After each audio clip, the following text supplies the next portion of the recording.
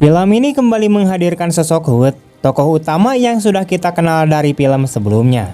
Kali ini ia tampil dalam kondisi mengenaskan, di mana tubuhnya penuh luka, kedua tangannya berlumuran darah, dan sorot matanya berat, seolah menandakan bahwa hari itu benar-benar melelahkan. Di hadapannya duduk dua detektif yang sama sekali tidak tahu siapa dirinya. Mereka hanya ingin satu jawaban, dari mana datangnya kemampuan luar biasa yang tercatat dalam laporan resmi. Untuk menjawab rasa penasaran itu, alur cerita kemudian mundur ke masa lalu, membuka lembaran baru yang belum pernah diceritakan. Kisah membawa kita kembali ke hari Senin. Hidup keluarga Hood tampak begitu biasa. Pagi dimulai dengan sarapan, anak-anak bersiap berangkat sekolah. Hood sempat mengajak anjingnya berkeliling jalan-jalan, dan suasana rumah berjalan dengan damai. Sebuah rutinitas yang sama berulang setiap hari, monoton tapi stabil. Semua tampak normal sampai akhirnya tiba di hari Jumat.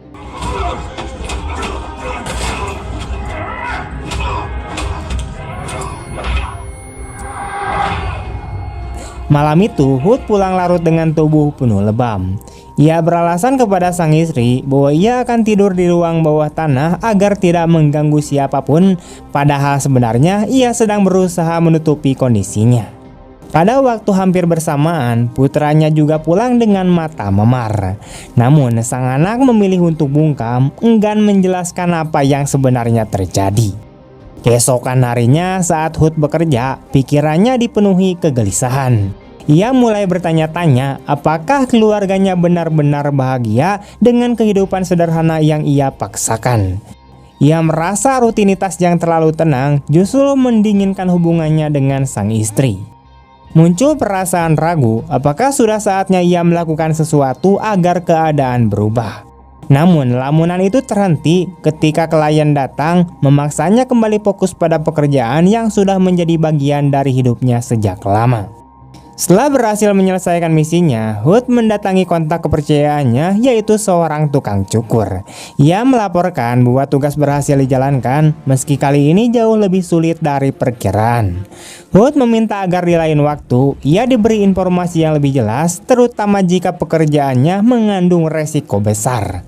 Tidak hanya itu, Hood juga berhasil membuat sesuatu yang tidak ada dalam laporan, sebuah kartu memori yang tampaknya punya nilai tinggi. Bagi si tukang cukur, itu tidak terlalu penting.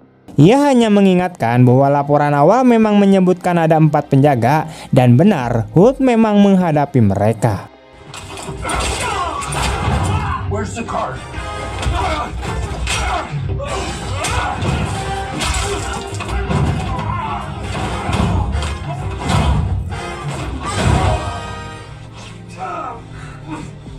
Namun setelah keluar dari lift, kenyataannya jauh berbeda. Ternyata masih ada pasukan tambahan, di mana itu pria-pria Rusia bersenjata dan bahkan orang Brazil dengan pisau di tangan. Meski berhasil mengalahkan semuanya, Hood tetap merasa curiga. Apa sebenarnya isi kartu itu sampai-sampai dijaga begitu ketat? Sang tukang cukur kemudian berjanji untuk mencari tahu, tetapi sekaligus langsung menawarkan pekerjaan baru. Disinilah masalah lama kembali menghantui. Pada film pertama, Hood pernah membakar uang yang bukan miliknya. Kini, perbuatannya itu berubah menjadi utang besar yang harus ia bayar. Ia meminta waktu untuk beristirahat, tetapi jawabannya tegas, jika ia berhenti, keselamatan keluarganya tidak bisa dijamin. Menyadari bahwa ia tak akan pernah mampu melunasi seluruh hutang, Hood mulai mencari cara lain. Ia pun mengusulkan ide liburan singkat ke luar negara bagian. Ia mencoba membangkitkan semangat keluarganya dengan ide itu, meski terlihat agak dipaksakan. Anak-anak akhirnya menyetujui, tapi memberi syarat bahwa sang kakek juga harus ikut. Sang kakek yang sudah bosan tinggal di peti jompo langsung setuju dengan penuh semangat.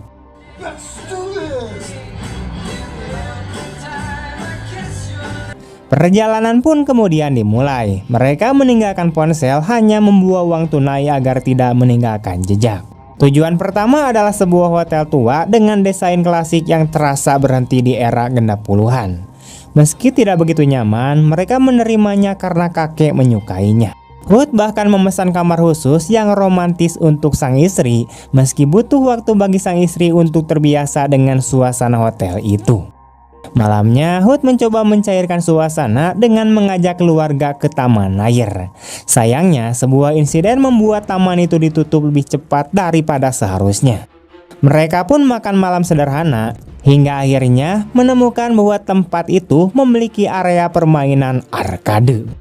Meski hanya sederhana, permainan di sana cukup untuk membuat keluarga itu kembali tertawa bersama. Di dalam arkade, Hood berusaha mendekati putranya yaitu Brad agar mau bercerita soal memar di wajahnya. Namun Brad tetap bungkam dan memilih menghabiskan waktu bersama sang adik. Disitulah ia berhadapan dengan seorang anak nakal yang membuat keributan. Awalnya Brad menahan diri, tetapi ketika boneka hadiah adiknya dirusak, kesabarannya mulai habis.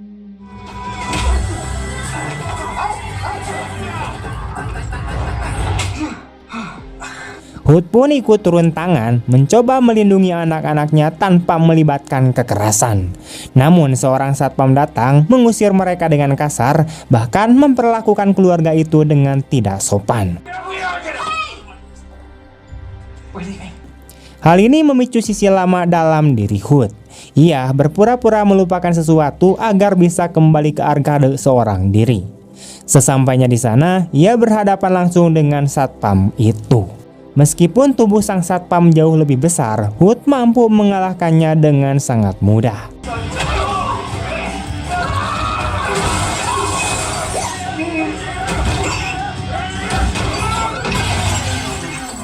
Pertarungan hanya berhenti ketika istrinya tiba-tiba muncul bersama anak-anak, menyaksikan langsung sisi brutal yang selama ini ia sembunyikan.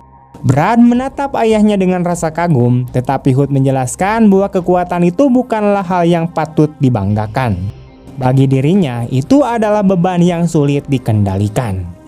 Masalah pun belum selesai. Hood kemudian dipanggil ke kantor serif setempat, di mana ia bertemu dengan Bill Martin, ayah dari anak nakal yang sempat berselisih dengan Brad. Bill adalah pria kaya dengan pengaruh besar di kota itu, bahkan mampu mengendalikan serif sendiri.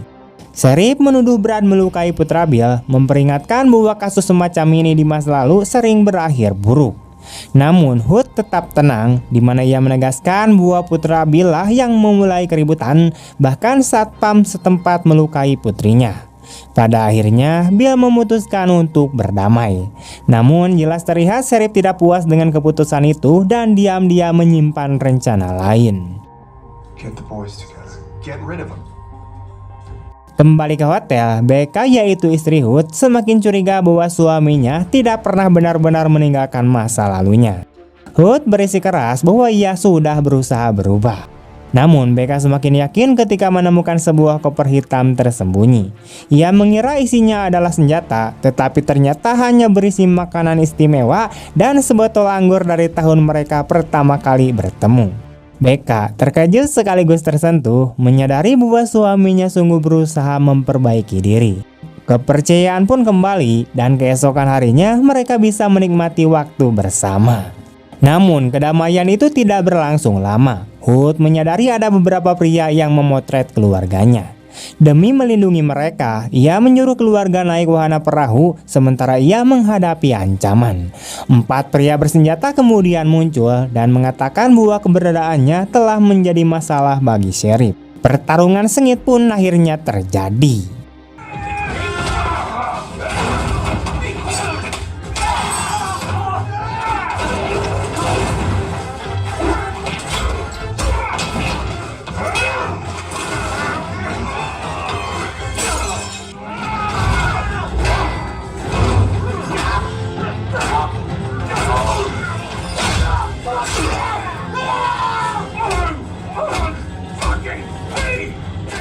Meski dikeroyok, Hood berhasil mengalahkan mereka semua. Tetapi dalam perkelahian itu, ia terluka di tangannya, meninggalkan bekas yang tidak bisa ia sembunyikan dari keluarganya. Ia menutupi semuanya seakan-akan tidak terjadi apa-apa, menunggu keluarganya kembali dari wahana perahu. Setelah mengalahkan 4 pria di perahu, Hood kembali ke daratan dan menunggu keluarganya seolah-olah tidak ada yang terjadi. Dalam waktu senggang, ia menghubungi Harry, saudara angkatnya, untuk menanyakan keadaan kota itu. Harry menjelaskan bahwa meskipun kenangan masa kecil Hood di tempat itu sangat indah, kini kota tersebut telah berubah. Keburukan, keserakahan, dan kejahatan sudah sangat merajalela. Semua orang di sana mengenal Bill Martin dengan julukan Wild Bill. Bagi masyarakat setempat, kekayaannya dianggap berasal dari bisnis taman hiburan dan hotel, tapi kenyataannya jauh lebih gelap. Bill menguasai jaringan penyelundupan, perdagangan senjata, hingga pengiriman barang radioaktif yang beresiko menarik perhatian pemerintah pusat.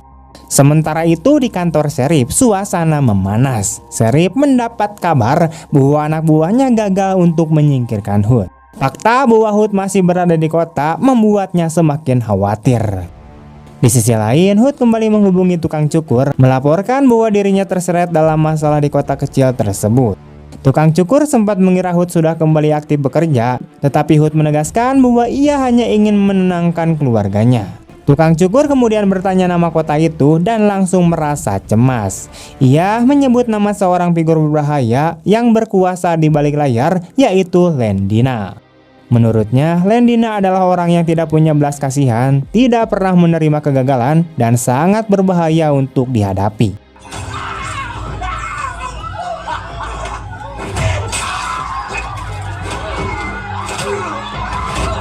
Ia menyarankan Hood untuk segera menjauh, bahkan kalau perlu mencari cara untuk meminta maaf. Namun masalah semakin rumit ketika Bill sendiri menghubungi Lendina. Ia ingin menghentikan kerjasama dan mengatakan bahwa kiriman yang ia lakukan adalah yang terakhir. Tetapi Lendina tidak senang mendengar penolakan itu. Begitu sambungan telepon diputus, ia langsung menghubungi Sheriff. Ia memerintahkan Sheriff untuk mengirimkan peringatan keras kepada Bill. Menurutnya, menyentuh orang yang dicintai Bill akan membuatnya berpikir ulang. Sheriff pun menyiapkan rencana. Putra Bill yaitu Max diculik, diikat, dan dipersiapkan untuk dijadikan pesan ancaman. Namun sebelum rencana itu terlaksana, Hood kemudian muncul. Ia mendatangi lokasi penyimpanan uang Lendina dengan membawa bensin dan menyiramkan pada tumpukan uang dalam jumlah besar. Sheriff panik menyadari bahwa gudang itu juga menyimpan bahan peledak. Jika Hood benar-benar menyalakan api, semuanya bisa hancur total. Torches money and go up in a flash.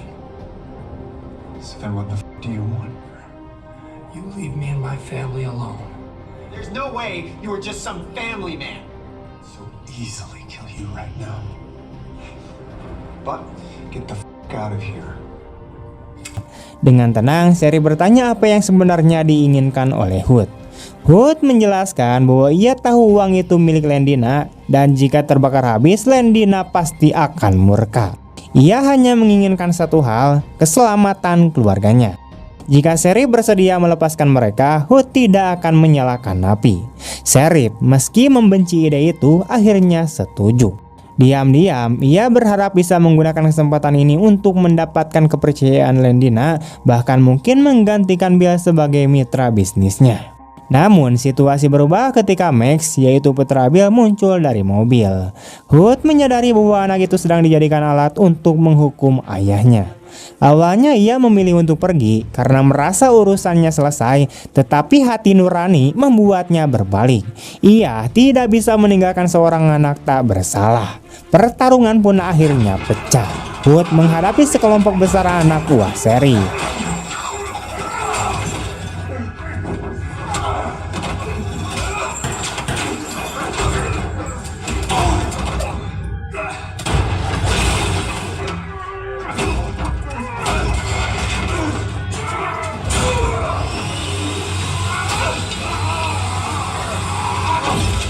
Dengan brutal, ia menghabisi satu persatu, memperlihatkan kemampuan bertarung yang tak tertandingi. Max yang menyaksikan langsung merasa terkejut sekaligus kagum. Setelah berhasil menyelamatkan anak itu, Hood melepaskannya dan menyalakan api, membakar uang milik Lendina. Api semakin membesar, sementara Sheriff panik berusaha memadamkannya. Namun ia lupa bahwa tempat itu menyimpan bahan peledak. Dalam sekejap, sebuah ledakan besar terjadi, menghancurkan gudang menjadi abu.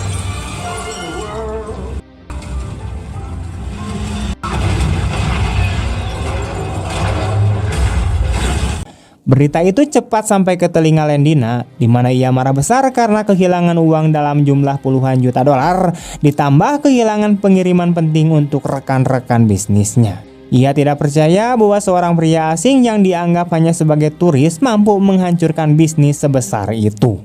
Dengan penuh amarah, Lendina memutuskan untuk turun langsung ke kota, ingin melihat sendiri siapa sebenarnya pria bernama Hood. Sementara itu, Hood membawa Max kembali. Sang anak yang awalnya sombong kini berubah. Ia meminta maaf kepada Brad, menyadari bahwa ayah Brad adalah orang yang jauh lebih tangguh daripada yang ia pikirkan. Namun, suasana di dalam keluarga Hood sendiri tidak membaik. Becca kecewa berat, di mana ia menegaskan bahwa ketika mereka akhirnya mulai bahagia, Hood kembali merusaknya. Jika ia memilih jalan ini, maka ia harus sadar bahwa ia tidak akan lagi memiliki keluarga untuk kembali. Di saat lain, Hood menemui Bill. Bill yang sedang mabuk berat sudah pasrah karena yakin anaknya sudah mati.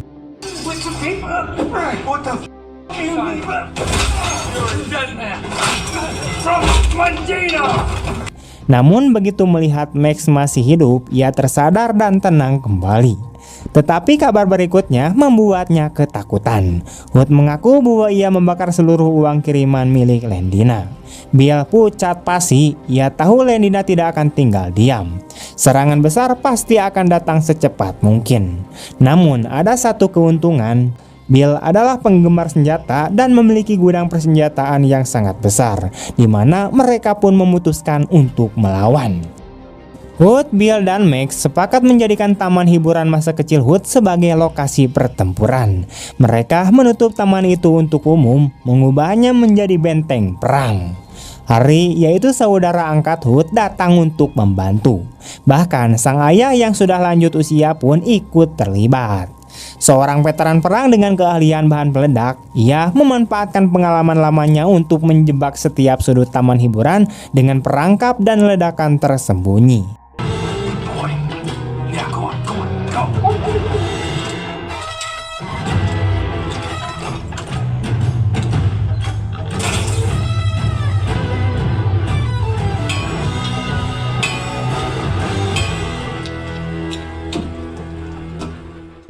Sementara itu, Sheriff yang masih bermimpi mendapatkan kepercayaan Lendina mencoba menghubunginya. Namun, Lendina yang sudah marah besar tidak lagi membutuhkannya dan langsung menyingkirkannya. Hari pertempuran pun akhirnya tiba. Pasukan Lendina yang lengkap dengan persenjataan berat menyerbu taman hiburan. Mereka yakin akan dengan mudah menghancurkan Hood dan juga Bill. Namun yang mereka temui justru adalah neraka penuh jebakan. Ledakan tersembunyi, perangkap mematikan, dan taktik perang lama membuat pasukan Lendina kewalahan.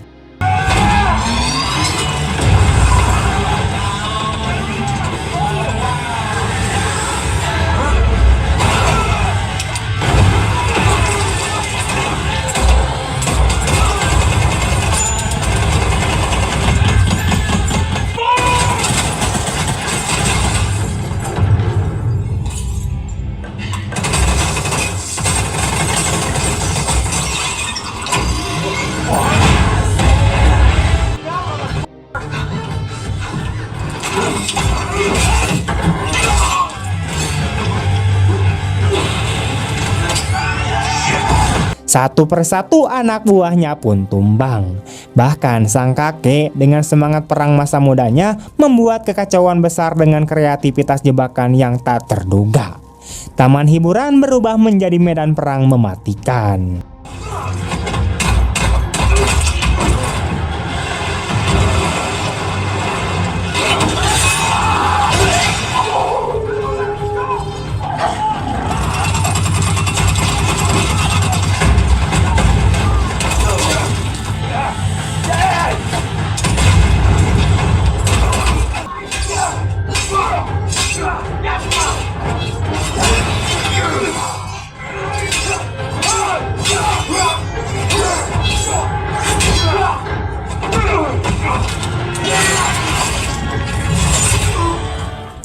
Ketika hampir semua anak buahnya kalah, Lendina sendiri maju ke medan tempur. Pertarungan sengit pun kembali terjadi.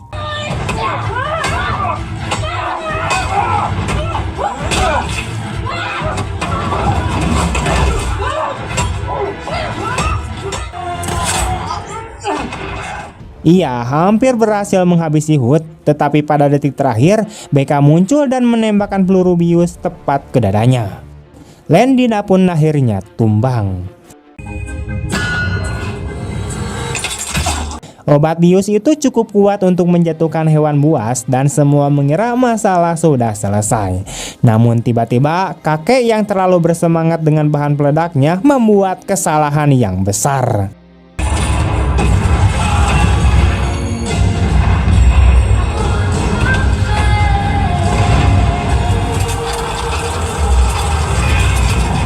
Are they gonna be okay? Yeah. Sebuah ledakan dahsyat kemudian terjadi, mengguncang seluruh taman hiburan. Hood dan Becca hanya bisa menyelamatkan diri dengan melompat ke dalam kolam, sementara cahaya ledakan terlihat hingga ke kejauhan. Pada akhirnya, Hood berhasil mendapatkan kembali momen yang ia cari sejak awal, yaitu sebuah ciuman penuh cinta dari sang istri. Cerita kemudian kembali ke ruang interogasi sama seperti awal film. Namun kali ini Hood tidak sendirian. Ia duduk bersama sang istri tercinta. Sebuah panggilan misterius dari seseorang yang berpengaruh membuatnya dibebaskan segera. Kini mereka akhirnya bisa melanjutkan liburan yang sempat tertunda. Pada akhirnya, film Nobody 2 mengingatkan kita bahwa sekuat apapun seseorang berusaha meninggalkan masa lalunya, jejaknya tidak pernah benar-benar hilang. Luka lama, pilihan yang pernah dibuat, dan sisi kelam dalam diri, semuanya akan selalu ada. Namun bukan berarti masa lalu harus terus menjadi beban. Justru disitulah letak kekuatan, di mana kemampuan untuk memilih siapa yang ingin kita lindungi dan untuk apa kita berjuang. Hood menyadari bahwa kekerasan yang dulu hanya membuatnya hampa, kini bisa ia gunakan sebagai tameng untuk menjaga orang-orang yang paling ia cintai. Kita belajar bahwa keluarga bukanlah tentang kesempurnaan, melainkan tentang tetap bersama, bahkan ketika sisi terburuk kita terbongkar. Pada akhirnya, yang membuat seseorang benar-benar hidup bukanlah masa lalunya, tapi keberanian untuk berkorban demi orang-orang yang ia sayangi. Terima kasih banyak teman-teman telah menonton sampai akhir. Sampai jumpa di video-video selanjutnya.